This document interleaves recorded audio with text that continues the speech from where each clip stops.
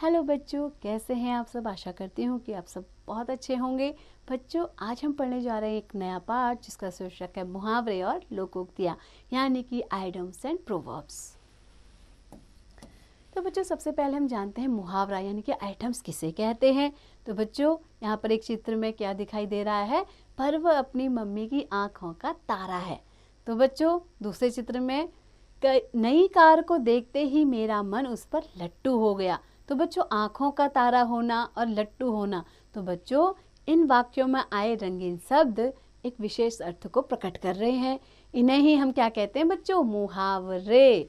तो बच्चों, मुहावरे वे वाक्यांश होते हैं जिनके शब्दों को सामान्य रूप से न लेकर किसी विशेष अर्थ में लिया जाता है। उस अर्थ को समझने पर ही उस बात की गहराई को समझा जा सकता है। मुहावरों का प्रयोग वाक्य में ही हो सकता है। वाक्यांश होने के कारण इनका प्रयोग स्वतंत्र रूप से नहीं हो सकता। मुहावरों के प्रयोग से भाषा सुंदर, रोचक और प्रभावशाली बन जाती है। तो बच्चों, वे वाक्यांश जो अपने शाब्दिक अर्थ से एक अलग विशेष अर्थ देते हैं, मुहावरे कहलाते हैं। तो बच्चों, अब कुछ प्रचलित मुहावरे दिए गए हैं, उनके अर्थ और उनका वाक्य प्रयोग सहित आपको पढ़ना है और इसे याद भी करना है। तो बच्चों, पहला मुहावरा है आंखों में धूल झोंकना, यानी कि धोखा देना। चोर मेरी माता जी की आंखों में धूल झोंक कर बटुआ ले गया। ऐसे ही बच्चों, दूसरा मुहावरा है आकाश पाताल एक करना, जिसका अर्थ होता है कोई उपाय न छोड़ना। तो बच्चों, इसका वाक्य में हम कैसे प्रयोग कर सकते हैं, निर्दोष विजय को सजा से बचाने के लिए उसके वकील ने आकाश पाताल एक कर दिया। अब देखिए, तीसरा है आग बबूला होना, जिसका अर्थ है बहुत क्रोधित होना। तो वाक्य में इसका प्रयोग क्या होगा, शिव का धनुष टूटा तो ऋषि परशुराम आग बबूला हो गए। ऐसे ही बच्चों, अगला है अंग अंग मुस्काना, यानी कि बहुत आनंदित होना। तो इसका वाक्य में प्रयोग, मैच जीतने पर विराट का अंग अंग मुस्कुरा उठा। अगला है बच्चों अंधे की लाठी होना, यानी कि एकमात्र सहारा होना। तो बच्चों, पिता की बीमारी के समय उसका पुत्र नवीन उसके लिए अंधे की लाठी के समान था। अगला है बच्चों खरी खोटी सुनाना, यानी कि बुरा भला कहना। ठीक से काम न करने पर मालिक ने नौकर को खूब खरी खोटी सुनाई। अगला है बच्चों कान भरना, यानी कि चुगली करना। इसका वाक्य प्रयोग होगा, राहुल स्वयं यूनियन लीडर बनने के लिए विद्यमान यूनियन लीडर के विरुद्ध कर्मचारियों के कान भरता रहता है। अगला है बच्चों उंगली पर नचाना, यानी कि इच्छा अनुसार काम करवाना। इसका वाक्य प्रयोग होगा, सुरेश की पत्नी उसे अपनी उंगली पर नचाती रहती है। अगला है बच्चों गागर में सागर भरना, यानी कि बहुत कम शब्दों में बड़ी बात कह देना। तो बच्चों, बिहारी ने प्रत्येक दोहे के गागर में सागर भर रखा है। ऐसे ही अगला मुहावरा है मुंह में पानी आना, यानी कि ललचा जाना। शाही पनीर की सब्जी देखकर काजल के मुंह में पानी आ गया। ऐसे ही बच्चों, अगला मुहावरा है कलेजे पर सांप लौटना, यानी कि इसका अर्थ है ईर्ष्या से जलना। इसका वाक्य प्रयोग हम करके देखते हैं, शोभा के गले में नया हार देखकर माया के कलेजे पर सांप लौट गए। अब बच्चों, आपको कुछ अन्य मुहावरे भी दिए गए हैं और उनका अर्थ दिया गया है। तो पहला मुहावरा है अंगूठा दिखाना, इसका अर्थ होगा इनकार करना। ऐसे ही लाल पीला होना, इसका अर्थ है बहुत गुस्सा करना। नाक रगड़ना, इसका अर्थ है गिड़गिड़ाना।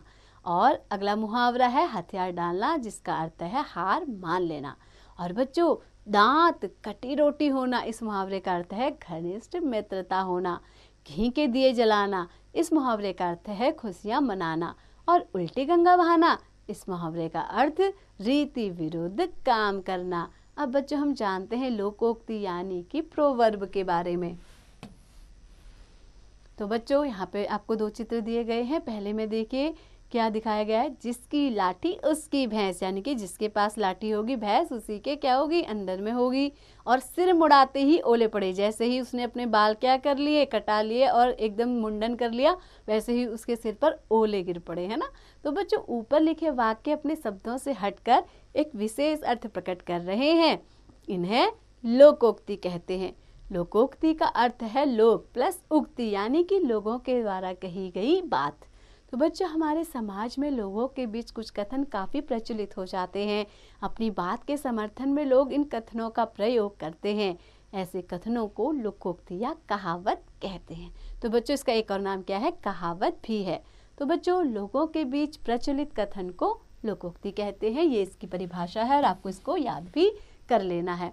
अब बच्चों, लोकोक्ति व मुहावरे में अंतर, इन दोनों में क्या अंतर है? मुहावरा वाक्य का एक अभिन्न अंश होता है, उसका प्रयोग वाक्य के अंदर ही किया जा सकता है, किंतु लोकोक्ति वाक्य का अंश नहीं होती, उसका प्रयोग किसी कथन के समर्थन में स्वतंत्र रूप से होता है, इसका अर्थ भी स्पष्ट होता है। अब बच्चों, कुछ प्रचलित लोकोक्तियां, उनके अर्थ व वाक्य प्रयोग सहित पढ़िए। पहला है, उल्टा चोर कोतवाल को डांटे। तो बच्चों, इसका अर्थ क्या है? अपराधी द्वारा निरपराध पर दोष लगाना। इसका वाक्य प्रयोग क्या हो सकता है?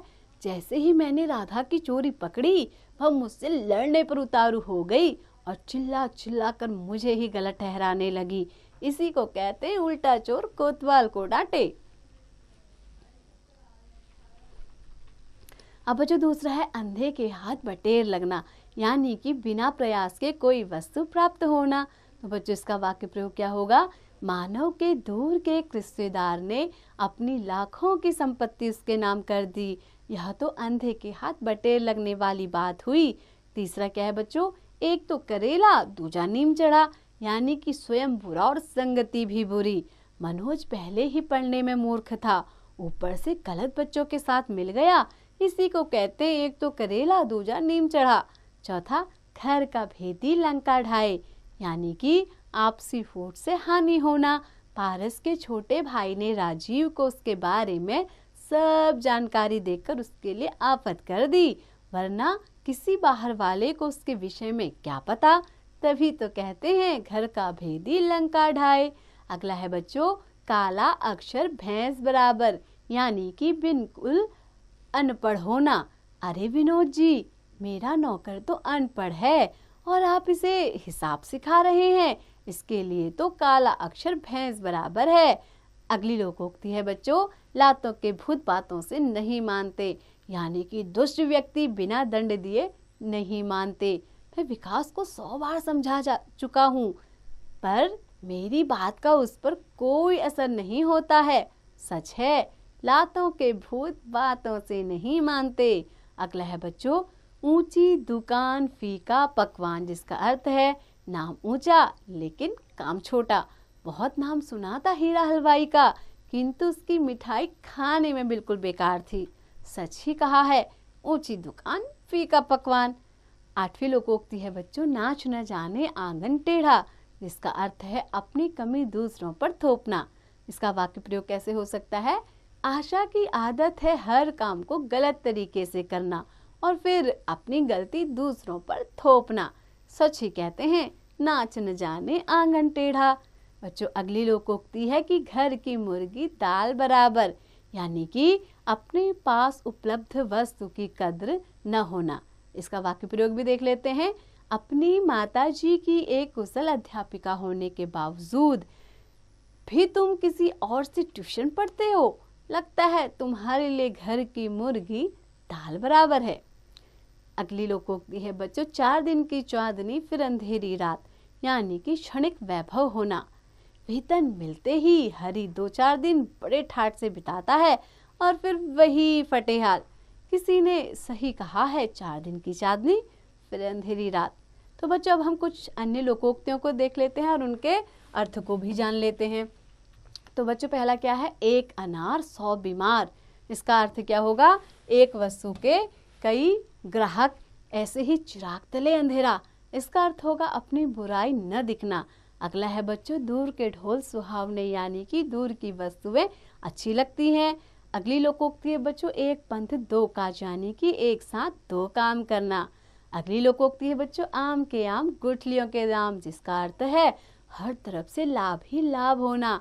अगली है बच्चों, खोदा पहाड़ निकली चुईया, यानी कि मेहनत अधिक फल कम। अगली लोकोक्ति है, अंत भला तो सब भला, अच्छे का परिणाम अच्छा होता है। अगली लोकोक्ति है बच्चों, चोर की दाढ़ी में तिनका, यानी कि अपराधी व्यक्ति स्वयं भयभीत रहता है। तो बच्चों आइए एक बार इस पाठ का दोहराव भी कर लें कि आपने इस पाठ में क्या क्या सीखा। तो बच्चों, मुहावरे वे वाक्यांश होते हैं जिनका विशेष अर्थ होता है। दूसरी बात, मुहावरों के प्रयोग से भाषा रोचक व प्रभावशाली बन जाती है। लोकोक्ति का अर्थ है लोगों के बीच प्रचलित कथन। इसका प्रयोग अपनी बात के समर्थन में किया जाता है। तो बच्चों, आशा करती हूँ कि आपको मुहावरे और लोकोक्ति अच्छे से समझ में आ गई होंगी। तो बच्चों, ऐसे ही पढ़ते रहिए, आगे बढ़ते रहिए और हाँ, मुहावरे और लोकोक्तियों का बार बार अभ्यास अवश्य कीजिए।